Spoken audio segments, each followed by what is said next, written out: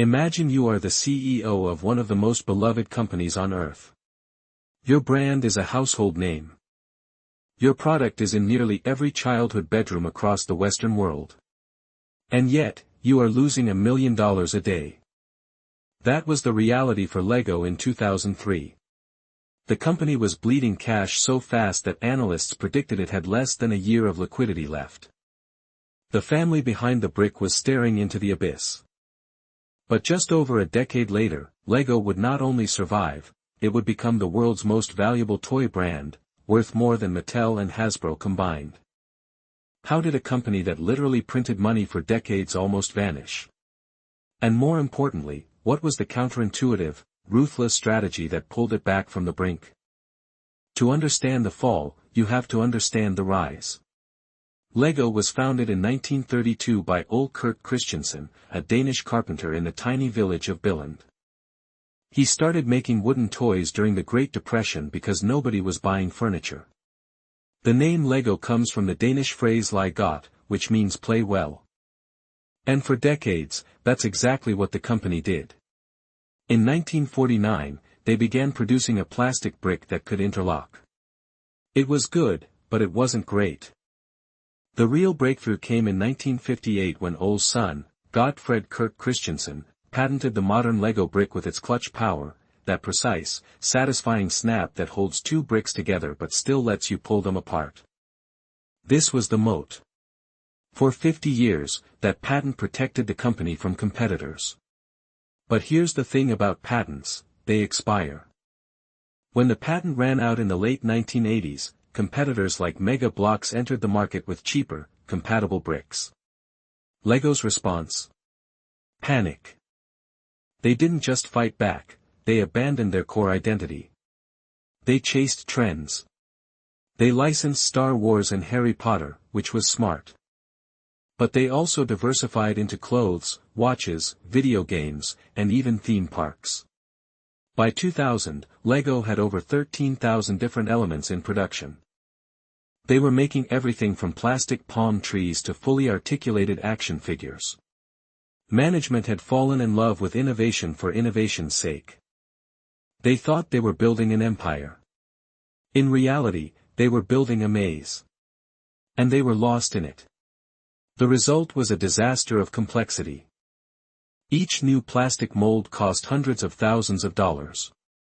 Each new SKU added logistics costs. They were chasing revenue, not profit. By 2003, Lego was $800 million in debt. They were losing $1 million a day. The bank was ready to call in the loans. The family was ready to sell. They had about 12 months of cash left. So what do you do when the company your grandfather built is days away from collapse? You call in a man named Jørgen Vig Knudstorp. Knudstorp was a former McKinsey consultant, not a toy maker. He was 34 years old. He had no emotional attachment to the Lego brick. And that was exactly the point. The family brought him in as the first non-family CEO in the company's history. And he did something that felt almost sacrilegious. He told the company to stop innovating. He said, essentially, you have forgotten what made you special. You are trying to be everything to everyone, and in the process, you have become nothing to no one. The strategy he proposed was radical. He called it the Lego turnaround. But it wasn't about growth. It was about survival. The first thing Knudstorp did was cut. He slashed the product range from 13,000 elements to just 6,000. He sold off the theme parks. He shut down the clothing line. He killed the video game division. He fired a third of the workforce. It was brutal. But here's the strategic insight that most people miss: he didn't just cut costs. He redefined what Lego actually was. He asked the question, what is our core competency? And the answer, he realized, was not the brick. It was the system. The Lego system is a platform. One brick connects to another. Two bricks connect to a third. The possibilities are infinite, but the rules are simple. That modularity, that constraint, was the source of all its value. By trying to be a toy company that did everything, Lego had broken the system. Knudstorp's fix was to restore the system. He made two pivotal strategic decisions. First, he focused on the core product, the brick sets. No more gimmicks. No more trying to compete with video games on their own terms.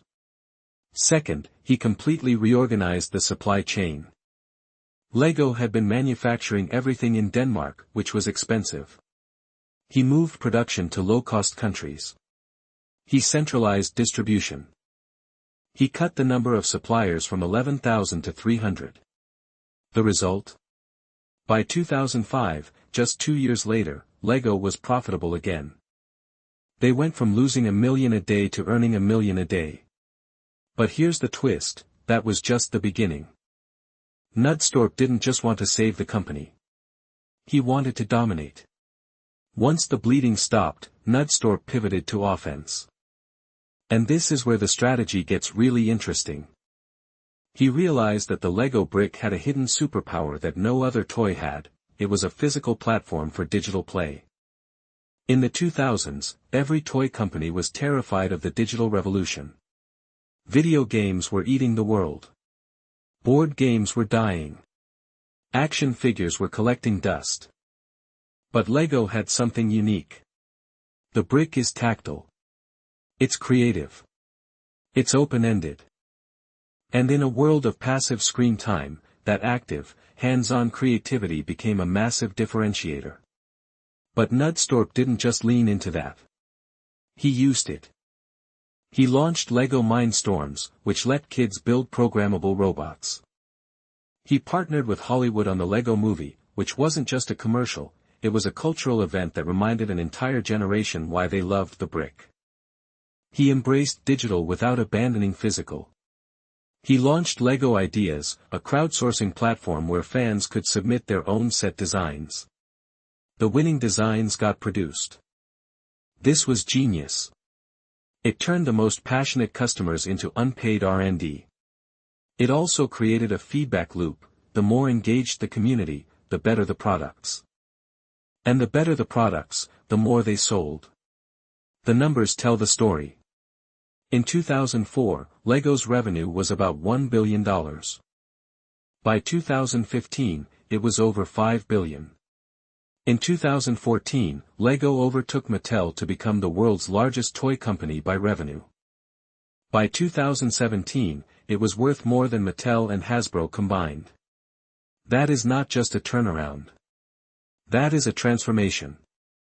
But here's the part that keeps me up at night: the same forces that almost killed Lego in 2003 are now threatening it again. The toy industry is brutal. It is driven by fads. In 2020, Lego reported its strongest sales in history, fueled by pandemic lockdowns. But by 2023, growth had slowed. The cost of raw materials was rising. Kids were spending more time on TikTok than building castles. And the company had started to drift again. They launched too many licensed sets. They overproduced. They built a factory in Vietnam. They expanded into China. And suddenly, you start to hear the same whispers from the 2003 playbook: complexity creep. The product range is ballooning again. The margins are compressing. The question is, can Lego resist the temptation to grow for the sake of growth? Can they remember what Knudstorp taught them? Because the lesson here is not that Lego is invincible. The lesson is that every successful company has a gravitational pull toward complexity. Success breeds expansion. Expansion breeds confusion.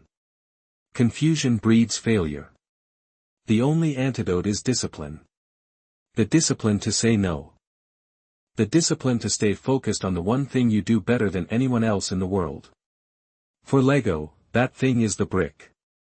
A small, plastic, six-studded cube that, when connected to another, can build a castle, a spaceship, or a company worth $20 billion. The brick didn't change. The strategy did. And that is the most important insight you can take from this story. In business, you don't need to reinvent the wheel. You just need to remember why the wheel works. And then never, ever take it for granted.